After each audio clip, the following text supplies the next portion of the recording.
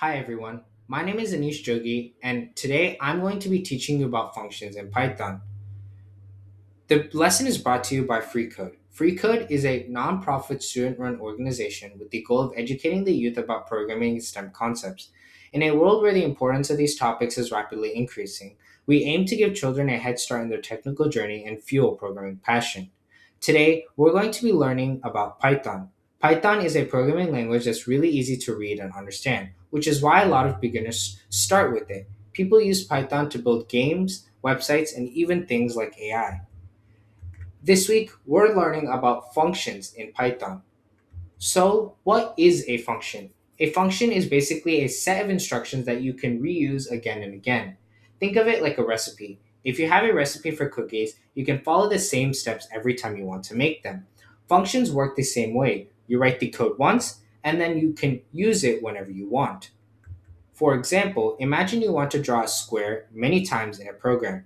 Without functions, you would have to write all the steps every single time. But with functions, you write it once and just reuse it whenever you need it. It saves time and makes your code much easier.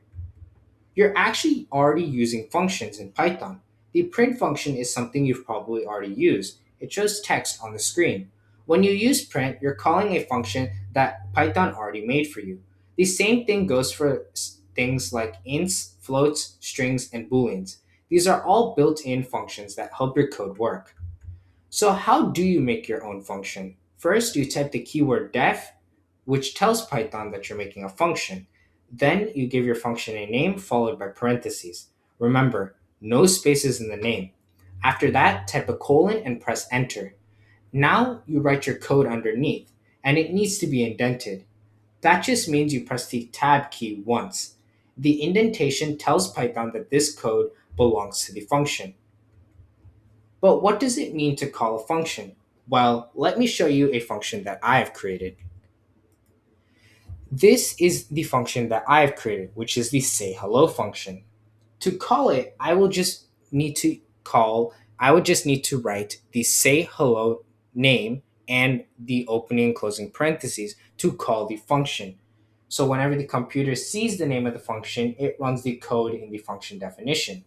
This is useful because if you have code that you want to reuse, you only need to write it once in a function definition, and then you can just keep using it by calling the function. Another type of function is a function with a parameter. That just means the function can take in information and use it. For example, if I make a function that says hello plus a name plus an exclamation point and prints it, it would it would be a different type of function because it's taking in a variable which the function is containing.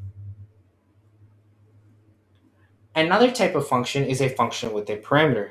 This just means that the function can take in information and use it. For example, if I make a function that says hello, it will always say the same thing. But if I add a parameter like a name, I can make it say hello to different people.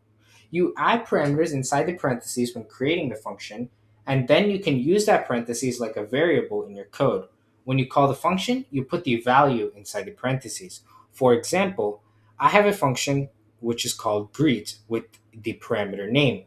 And what it is doing is it's printing hello with a name specific to whatever I put within the parentheses. For example, I call the function two times with two different names called Maya and Jordan. And what it will do is it will print hello Maya, and underneath it, it will print hello Jordan. Now, functions can also return values. This means instead of just printing something, they can give a value back to your program.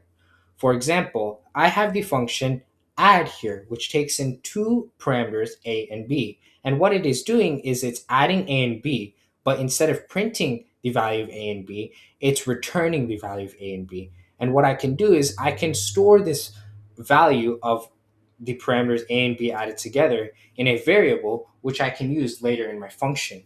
For example, here, the function is being called on line 5, and it's basically adding numbers 3 and 5, and that returns 8, and that return is being stored in the variable called result, which on line 6 is being printed. Now, these are all the basics of functions in Python. Functions are very useful because they allow your code to be modular and easy to understand. I hope this lesson helped you understand the value, importance, and the use of functions in Python. Thank you for watching, and I'll see you in the next lesson.